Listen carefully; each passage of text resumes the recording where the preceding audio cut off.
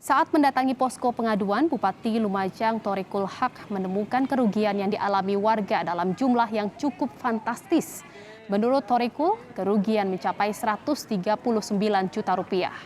Sementara untuk kerugian pada dana bantuan pangan non-tunai atau BPNT masih dalam proses rekapan oleh petugas. Pemotongan bansos terjadi saat proses transaksi di tempat penyalur bansos, yakni di Iwarung. Pemilik Iwarung diduga memanfaatkan kepolosan warga dengan meminta nomor PIN kartu ATM PKH. Terkait dengan keinginan jalur hukum, kami pasrah sepenuhnya kepada teman-teman kepolisian. Nanti saya akan koordinasikan dengan Kapolres berkaitan dengan kondisi ini. Saya juga tentu akan melaporkan kepada Ibu Menteri Sosial terkait dengan keadaan-keadaan ini, dan saya minta kepada desa-desa lain untuk juga membuka laporan pengaduan. Sementara itu, pemilik Iwarung saat didatangi Bupati memberikan penjelasan yang berbelit-belit. Ia mengaku diperintah oleh oknum pendamping bansos melakukan pemotongan setiap kali transaksi. Saat dikonfrontasi, pendamping bansos tidak mengakui kalau memerintahkan pemilik Iwarung untuk melakukan pemotongan. Pak Fadil disuruh tidak kasihkan struknya. Takut orang salah paham. Satu awal sama satu akhir mereka tidak bisa bedakan. Kian suruh ke Pak Fadil. Pak, kemarin saya sudah telepon, Pak. Tolong.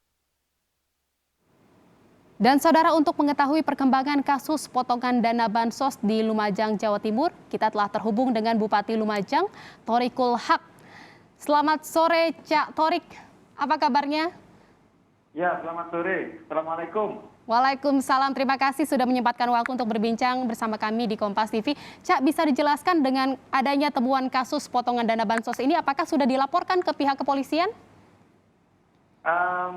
Mbak Jihan, ceritanya saya mendapatkan banyak informasi dari masyarakat terkait dengan ada kejanggalan terkait dengan pencairan BPNT maupun PKH yang tidak semestinya.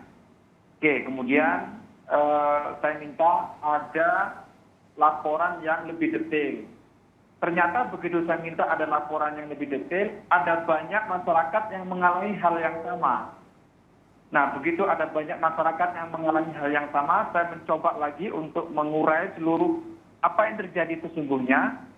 Ternyata benar, ada banyak masyarakat penerima BPNT dan PKH yang tidak seragam antara satu dengan yang lain.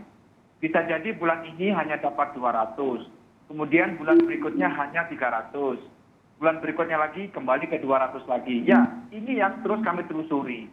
Ternyata benar, begitu saya memerintahkan Pak Camat dan perangkat desa untuk membuka pengaduan, banyak masyarakat yang mengadu, bahkan hampir secara keseluruhan PKH dan BPNT di Desa Sawaran Kulon yang kemarin saya datangi itu semuanya melaporkan terkait dengan kejanggalan-kejanggalan pencairan. Nah, saya minta kepada teman-teman kepolisian untuk memastikan dulu terkait dengan semua bukti. Karena laporan masyarakat ini penting untuk nanti selanjutnya menjadi laporan yang resmi kepada kepolisian. Untuk masuk ke laporan yang resmi kepada kepolisian itu tentunya butuh bukti-bukti yang lebih cukup, bukti-bukti yang lebih akurat, siapa saja yang dirugikan.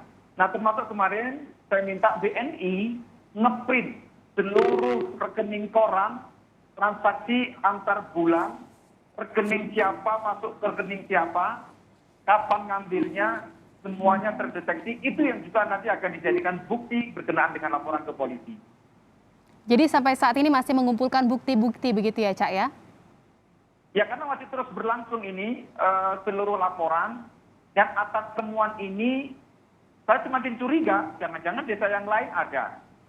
Nah, karena itu saya sedang mengkonsolidasi desa-desa untuk juga membuka pos pengaduan terkait dengan bila mana ada PKH, BPNT atau bantuan lain yang ternyata memang ada kejanggalan dan pencairan yang tidak semestinya. Nah ini yang menjadi embrio terhadap harusnya di semua tempat tidak boleh terjadi yang begini-begini ini. Ya, Cak, sudah dibuka pos pengaduan, berapa banyak sekarang warga yang sudah mengadu terkait dengan adanya potongan dana bansos tersebut, dan kira-kira satu keluarga ini dapat potongannya berapa banyak?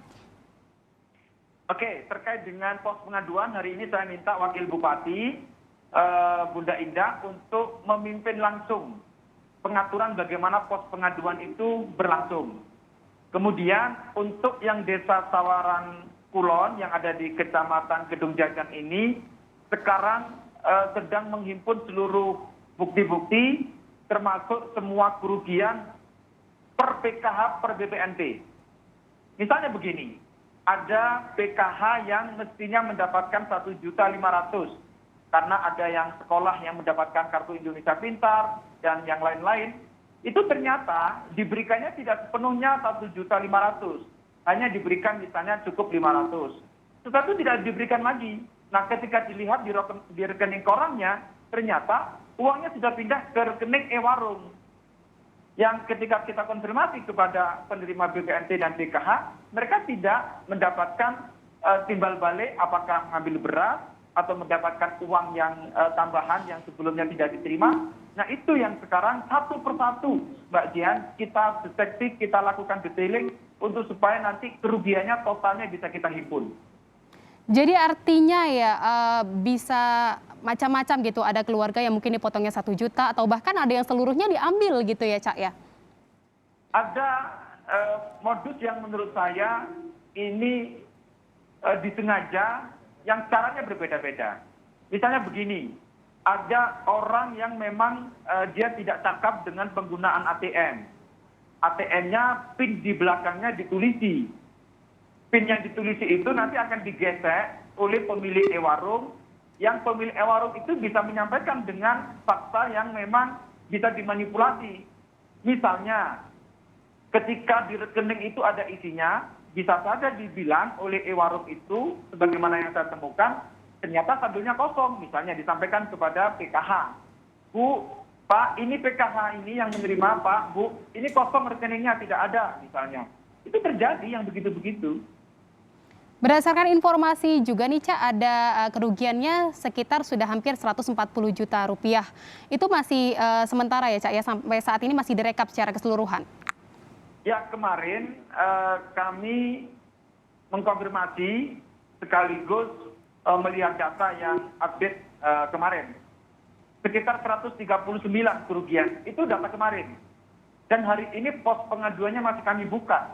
Masyarakat akan kami minta satu persatu yang penerima PKH dan BPNT untuk melaporkan apakah tahun 2021 ini mulai bulan Januari menerima atau tidak.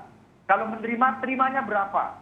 Nanti kita cek berapa sesungguhnya dia terima dari PKH itu, berapa sesungguhnya dia terima dari BPNT itu, dan kemudian terima realisasinya berapa, itu yang nanti akan dihitung kerugian totalnya. Baik, Cak, Torik tadi juga sudah melakukan berbagai upaya-upaya untuk menangani kasus ini gitu ya, temuan adanya kasus ini. Lalu sampai saat ini bagaimana, apa klarifikasi yang diberikan oleh pihak e-warung terkait dengan adanya temuan kasus ini, Cak? Ya, saya kemarin langsung ke e-warung, langsung saya konfirmasikan kepada pemilik e-warungnya. Tapi saya tidak mendapatkan keterangan yang betul-betul konsisten. Berulang-ulang saya tanya, bolak-balik saya tanya, tapi jawabannya selalu berubah-ubah. Diperintah sana, diperintah oknum pendamping PKH misalnya. Tetapi ketika saya konfirmasikan kepada pendamping PKH, tidak memerintah yang demikian. Akhirnya saya memilih, sudahlah ini nanti biar di pengadilan yang menyelesaikan soal ini. Biar sekarang kami tuntaskan dulu untuk menghimpun bukti-bukti, supaya seluruh keterangan yang didapat itu betul-betul menjadi bukti yang valid terhadap nanti berapa kerugian yang akan dihitung, dan mekanisme seluruhnya nanti pasti akan ada proses penyelidikan di tingkat kepolisian maupun kejaksaan, nanti juga akan berproses di tingkat pengadilan. Cak Torik, dengan adanya temuan kasus ini menjadi perhatian juga gitu bagi masyarakat lainnya di Lumajang juga. Bukan hanya di Sawaran Kulon tetapi juga beberapa daerah lainnya gitu, wilayah desa lainnya. Bagaimana dengan penyaluran dana bansos selanjutnya? Apakah dengan adanya kasus ini dihentikan sementara atau tetap berlanjut namun mungkin di wilayah Sawaran Kulon dihentikan dulu atau ditunda gitu? Bagaimana, Cak? Ya, yang di Sawaran Kulon, saya minta langsung ke BNI untuk turun langsung ke desa. Jadi setiap bulan saya minta BNI untuk langsung turun, warungnya sekarang ditutup.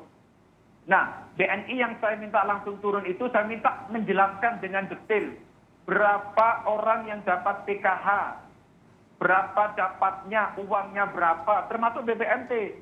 Berapa BPNT uang yang bisa dicairkan menjadi sembako, uang yang bisa dinilaikan menjadi sembako, saya minta dijelaskan dengan detail nanti oleh BNI supaya masyarakat juga paham. Ini kan begini problemnya. Masyarakat yang rata-rata memang tidak mampu, tentu sebagian besar adalah SDM yang kurang. Nah, begitu SDM-nya kurang, dia tidak tahu bahwa ATM itu diisi setiap bulan. Juga tidak tahu bahwa ATM itu bisa juga diambil atau mengambil uangnya di warung tempat yang lain. Itu yang kemarin masih menjadi kesalahpahaman di teman-teman PKH dan BPNT. Memang harus di warung itu, sehingga begitu ke tempat warung itu, begitu ada manipulasi di warung tersebut, nah ya sudah, mereka menjadi bagian orang-orang yang termanipulasi dengan uang yang tidak dicarikan sepenuhnya.